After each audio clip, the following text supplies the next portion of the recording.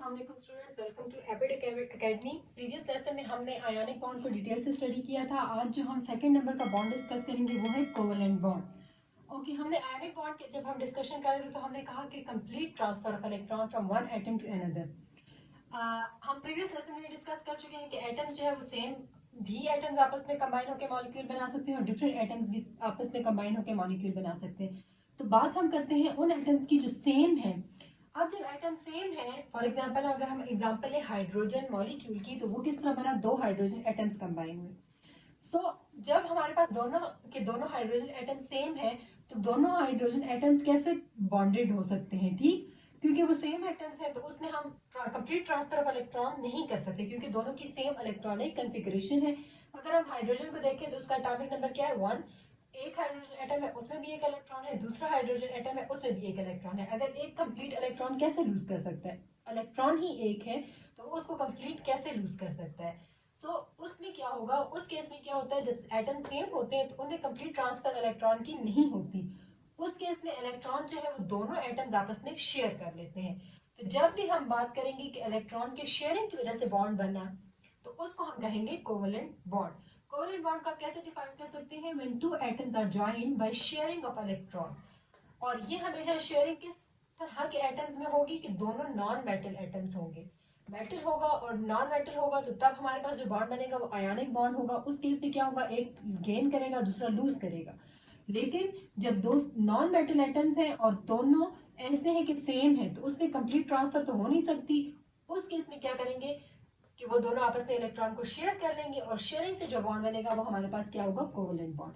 अब for example हम देखते हैं हाइड्रोजन है, इसका एक इलेक्ट्रॉन है, दूसरा हाइड्रोजन एटम है उसका भी एक ही इलेक्ट्रॉन है। एक के इलेक्ट्रॉन को हमने क्रॉस से रिप्रेजेंट किया, दूसरे के इलेक्ट्रॉन को हमने डॉट से रिप्रेजेंट किया। अब ये दोनों आपस में कंबाइन हो गए और दोनों के पास आ गए क्या, 2 इलेक्ट्रॉन्स। तो उन्होंने क्या किया कि एक स्टेबल इलेक्ट्रॉनिक कॉन्फ़िगरेशन अटेन कर ली और इनके दरमियान जो बॉन्ड बना उसको हमने नेम दिया कोवेलेंट बॉन्ड का।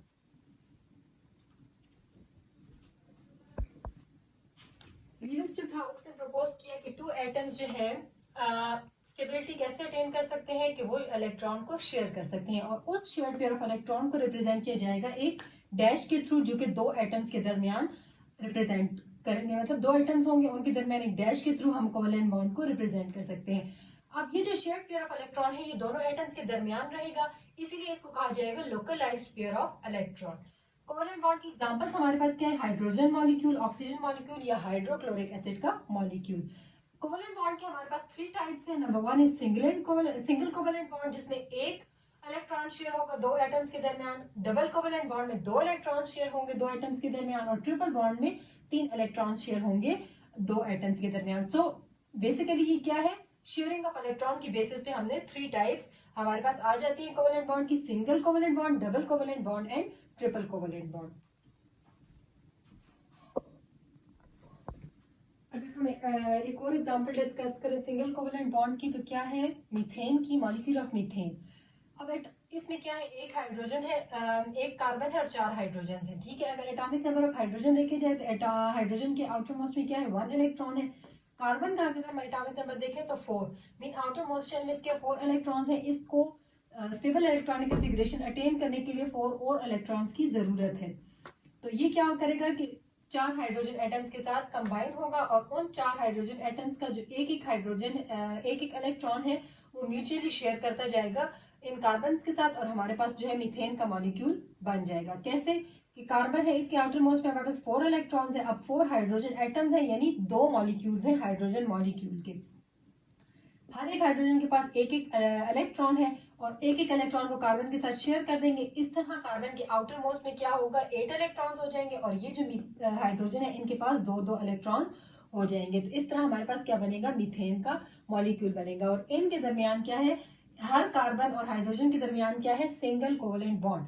सो इधर कार्बन और हाइड्रोजन के दरमियान सिंगल कोवेलेंट बॉन्ड, इधर इनके दरमियान सिंगल कोवेलेंट बॉन्ड। इस तरह चारों हाइड्रोजन के साथ जो कार्बन का है वो सिंगल सिंगल कोवेलेंट बॉन्ड के थ्रू बॉन्ड बनता जाएगा। सो ये हमारे पास थी सिंगल कोवेलेंट बॉन्ड की 2 एग्जांपल्स, एक क्लोरीन की और सेकंड वन इज मीथेन।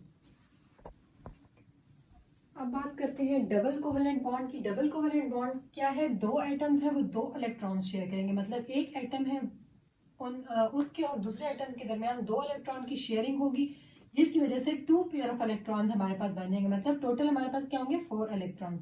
इस तरह के बॉन्ड को हम कहेंगे डबल कोवेलेंट बॉन्ड। इसको रिप्रेजेंट किया जाएगा डबल डैशेस से।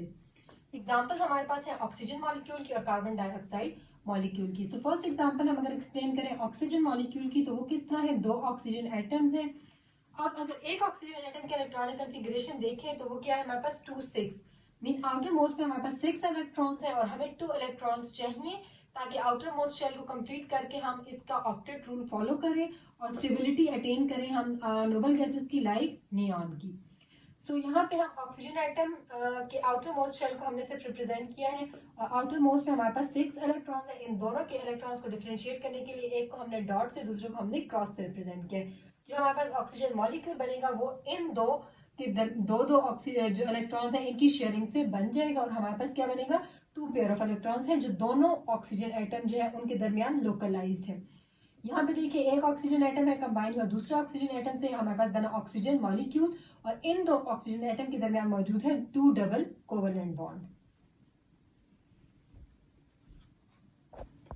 ओके, अब सेकंड एग्जांपल की तरफ आ जाते हैं डबल कोवेलेंट बॉन्ड की। इसमें क्या है हमारे पास एक हाइड्रोजन एटम है और वो 2 ऑक्सीजन के 2 इलेक्ट्रॉन्स के साथ अपने 4 इलेक्ट्रॉन्स में से 2 जो है वो शेयर करेगा, जिसकी वजह से क्या होगा डबल कोवेलेंट बॉन्ड दोनों ऑक्सीजन एटम्स के साथ बनाएगा। कैसे?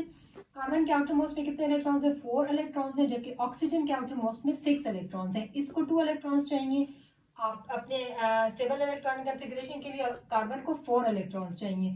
तो वो 2 ऑक्सीजन एटम्स लेगा, मिड में कार्बन है 4 इलेक्ट्रॉन के साथ एक ऑक्सीजन एटम के साथ शेयर करेगा और 2 दूसरे ऑक्सीजन एटम के साथ शेयर करेगा। सो जो कार्बन और ऑक्सीजन के दरमियान है वो डबल कोवेलेंट बॉन्ड एग्जिस्ट करेगा। इसी तरह इस कार्बन और ऑक्सीजन के दरमियान भी डबल कोवेलेंट बॉन्ड एग्जिस्ट करेगा क्योंकि 2 इलेक्ट्रॉन्स शेयर किए इन दोनों ने आपस में और आउटर मोस्ट में क्या मतलब 2 पेयर ऑफ हमारे पास इलेक्ट्रॉन्स जो है वो बन गए। सो इस तरह की बॉन्डिंग को हम कहते हैं डबल कोवेलेंट बॉन्ड, जिसके सो कार्बन डाइऑक्साइड जो है वो इसमें हमारे पास क्या है 2 डबल कोवेलेंट बॉन्ड्स हैं। एक कार्बन एक है और 2 ऑक्सीजन है और हर ऑक्सीजन के साथ कार्बन का डबल कोवेलेंट बॉन्ड एग्जिस्ट करता है। सो ये था हमारे पास डबल कोवेलेंट बॉन्ड की एग्जांपल। अब हम आते हैं ट्रिपल कोवेलेंट बॉन्ड पे। अब हम आ जाते हैं ट्रिपल कोवेलेंट बॉन्ड पे। ट्रिपल कोवेलेंट बॉन्ड क्या है जिसमें 3 इलेक्ट्रॉन्स 2 एटम्स के दरमियान शेयर होंगे, मतलब टोटल हमारे पास 3 पेयर ऑफ इलेक्ट्रॉन्स 2 एटम्स के दरमियान शेयर होंगे। इसको हम रिप्रेजेंट करेंगे 3 सिंगल लाइंस यानी 3 डैशेस के थ्रू और इसमें क्या है 6 electrons which are localised between 2 atoms. अब हमारे पास आ जाता है एग्जांपल हमारे पास इसकी क्या है नाइट्रोजन मॉलिक्यूल। नाइट्रोजन मॉलिक्यूल की अगर एग्जांपल हम देखें तो हमारे पास 2 नाइट्रोजन मॉलिक्यूल एटम्स हैं, वो कंबाइन होंगे और हमारे पास बनेगा नाइट्रोजन मॉलिक्यूल। एक नाइट्रोजन एटम की अगर इलेक्ट्रॉनिक कॉन्फ़िगरेशन देखी जाए तो क्या है 2 5 मतलब आउटर मोस्ट में कितने इलेक्ट्रॉन्स हैं 5 इलेक्ट्रॉन्स है और इसको 3 इलेक्ट्रॉन्स चाहिए ताकि आउटर मोस्ट शेल कंप्लीट हो जाए और ये इलेक्ट्रॉनिक कॉन्फ़िगरेशन अटेन कर ले नोबल गैस की और ये एक स्टेबल कंडीशन में आ जाए। सो यहाँ पे हमारे पास ग्राफिकली क्या है एक नाइट्रोजन है, इसके हमने सिर्फ आउटर मोस्ट शेल को रिप्रेजेंट किया है। आउटर मोस्ट कितने हैं 5। सिमिलरली सेकंड नाइट्रोजन एटम उसके भी आउटर मोस्ट में हमारे पास 5 इलेक्ट्रॉन्स है। अब इन 2 नाइट्रोजन के दरमियान 3 इलेक्ट्रॉन्स एक एटम के और 3 दूसरे एटम के शेयर होंगे और हमारे पास टोटल क्या बनेंगे 6 इलेक्ट्रॉन्स यानी 3 पेयर ऑफ इलेक्ट्रॉन्स दोनों नाइट्रोजन एटम्स के दरमियान शेयर होके हमारे पास नाइट्रोजन मॉलिक्यूल बन जाएगा। So this is the end of covalent bond and it's type that is single covalent bond, double covalent bond and triple covalent bond. इंशाल्लाह next video में हम कोऑर्डिनेट कोवेलेंट बॉन्ड को detail से study करेंगे। तब तक के लिए अल्लाह हाफिज।